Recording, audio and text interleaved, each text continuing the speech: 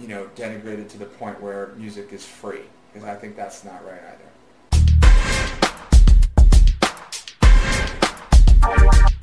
When I was growing up too, like I was a big Rush fan. I knew everything about all three of those guys. I would stare at the album covers. I mean, also, remember album covers went from this to now this. So, I literally would stare at the Yes Songs album cover for hours and just look at everything and every little nuance, and I knew everybody's names in the band. I knew everybody's names in Van Halen. Every band that I really paid attention to, I knew, who Geezy Butler was. I knew he's the bass player for Black Sabbath, but I knew, and now that I guess the sad part of what you're talking about with the advent of MTV and iTunes is there's less of that. I don't know if, my business partner just went and saw Matchbox 20 last night. I asked him, oh yeah, really, what's the guitar player's name? He has no idea. Rob Thomas is all he knows. And I think that's kind of sad. I hope that comes back someday where people actually get vested in the groups. But it really is all about the songs right now, and it's all about the, people liking the songs they like and not wanting to listen to the songs they don't like. But all of that is great for me. I mean, from a music supervisor standpoint, I honestly still like to listen to other cuts on the records, because a lot of times you don't want to just put in the hit song. You'd rather put something, unique in or different in or something, which is why I think Garden State was so amazing, because Zach and music people who worked on that film, all very talented, really went out of their way to put in just cool music that wasn't necessarily mainstream, and then songs from the artists that were recognizable that weren't necessarily their biggest songs. And that's hard to do and pull off, and I don't think anyone's done it as good or before since Garden State. That was a really good job. And that is a challenge, because the world is so iTunes oriented that you know about all the hit stuff, and you have to go really work hard to find the rest of it. And there's so much out there that it becomes a bit overwhelming, But I try to listen to as much music as I can without my head exploding.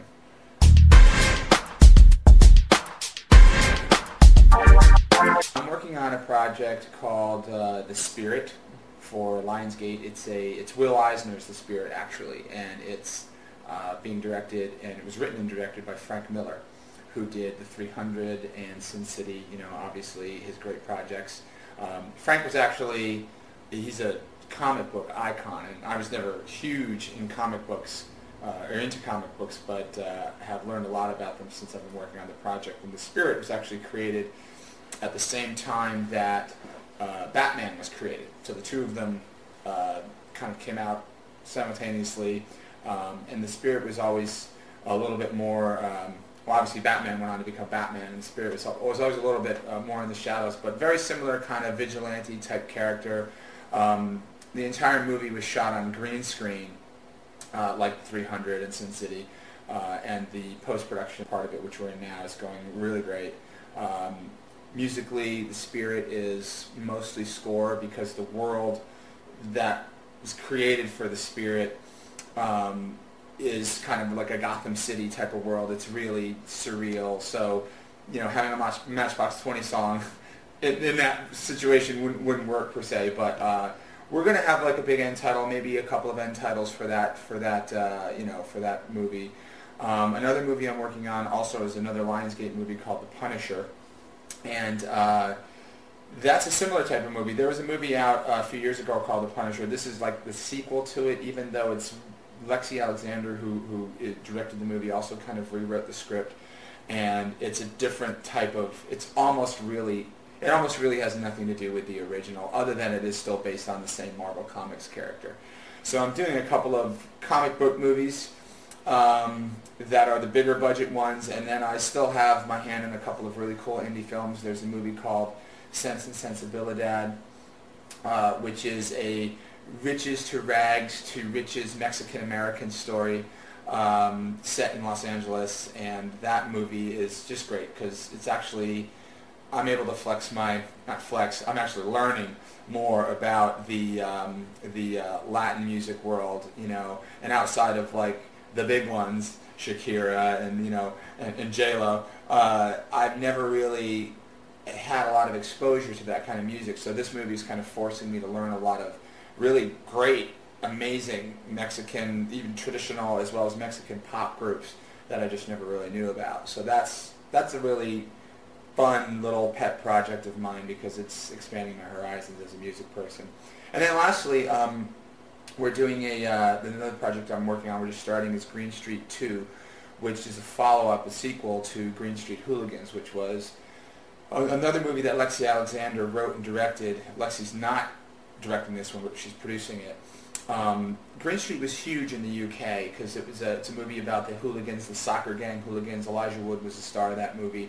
It did a lot of business at the box office and then was an even bigger success on DVD. I think it did over 1 million DVDs in the UK in like the first month or something like that.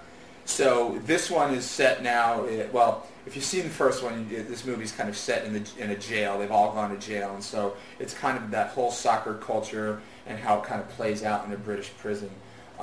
Once again, highly, anyone who saw the first one, this will be filled with music, filled with a lot of cool rock, you know, alternative cues, more up my alley for what I kind of personally listen to, so it's a fun movie.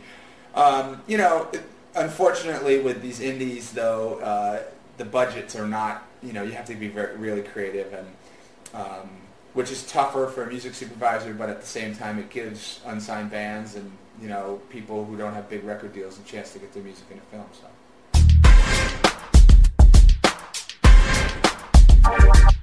Hey, this is Dan Hubbert, and thanks for checking out My Hit Online.